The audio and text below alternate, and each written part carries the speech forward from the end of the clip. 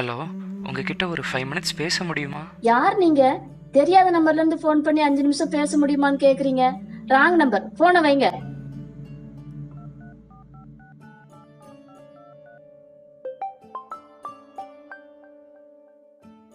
Hello. Hello, ஆ உங்ககிட்ட ஒரு 5 minutes பேச முடியுமா? இரு. யார் நீ? ராங் நம்பர் கால் பண்ணி பேசவான்னு கேட்குற. நீ பிராங்க் பண்றதுக்கு நான் தான் கிடைச்சனா? ஏதாவது அசிங்கமா திட்டிட போறேன். போனை வேணும். இதான் லாஸ்ட் கால்.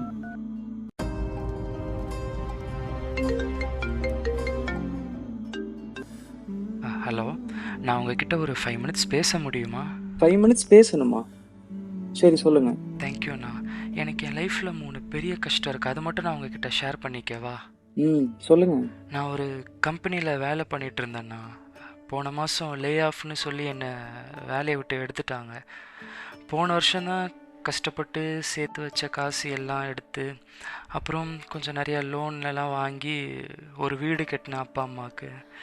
இந்த மாதம் டியூ கட்ட முடியாமல் பேங்க்லேருந்து வீட்டுக்கு வந்து அசிங்கமாக பேசி கத்தி வீடை செல் பண்ணி செட்டில் பண்ணிவிடு அவர் சீஸ் பண்ணிவிடுவோம்லாம் சொல்லிட்டு போனாங்க. புரியுது. ஆனால் ஒரு நல்ல வேலையோ இல்லை ஒரு சொந்த வீடு இருந்தால் மட்டுமே சந்தோஷம்னு இல்லை.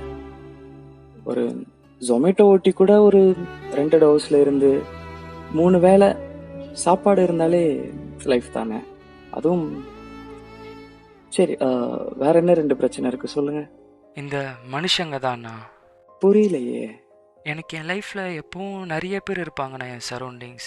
என்னால் என்ன முடியுமோ அவ்வளோ எஃபர்ட்ஸ் கொடுப்பேன் நான் அவங்களுக்கு. அவங்கள ஹாப்பியாக வச்சுக்க ட்ரை பண்ணுவேன், ஹர்ட் பண்ணாமல் இருக்க ட்ரை பண்ணுவேன்.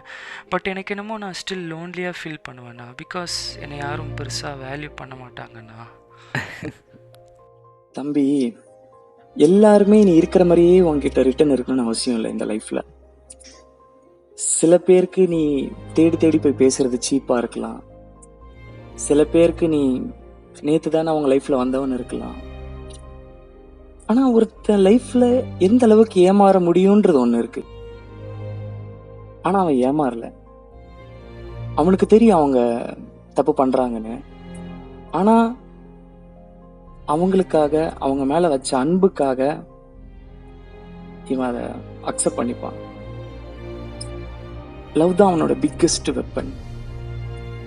அவனை நீ எவ்வளவுதான் ஏமாத்தினாலும் சரி, இல்லை எவ்வளவுதான் அவனை நீ வேல்யூ பண்ணாம விட்டாலும் சரி, திருப்பி அவன்கிட்ட அதே அன்போட தான், அதே பாசத்தோட தான் வந்து பேசுவான்.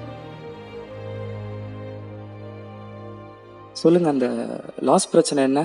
எனக்கு இன்றைக்கி தானே ஒரு டெஸ்ட் ரிசல்ட் வந்தது எனக்கு கேன்சர் அப்படின்ட்டு. இன்னும் ஒரு 3-4 இயர்ஸ் தான் உயிரோட இருப்பேன்.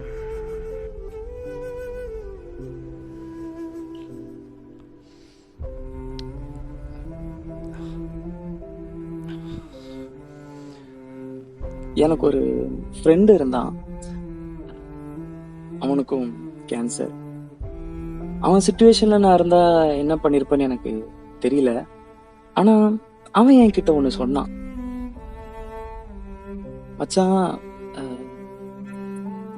எனக்கு பேச்சு வருது, கை இருக்கு, கால் இருக்கு, நான் இன்னும் ஒரு 3-4 வருஷம் உயிரோட இருப்பேன். எல்லாரும் எக்ஸ்பைரி டேட்டோட வர்றவங்க தானே. ஆனா சில குழந்தைங்க இந்த ஆர்ஃபனேஜ்ல மூளை வளர்ச்சி இல்லாம, கை கால் முடியாம எவ்வளோ கஷ்டப்படுற குழந்தைங்க இருக்காங்க. சாப்பிட கூட வழி இல்லாம அந்த மாதிரி எவ்வளோ குழந்தைங்க. அட்லீஸ்ட் நான் செத்து போற வரைக்கும் அந்த மாதிரி குழந்தைங்களுக்கு ஹெல்ப் பண்றேன்டா அப்படின்னு சொன்னான்,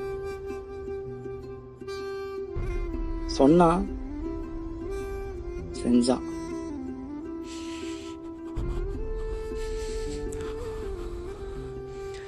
தேங்க்யூ அண்ணா எனக்கு ரிப்ளை பண்ணதுக்கு. நான் உங்களுக்கு அப்புறம் கால் பண்ணுறேண்ணா.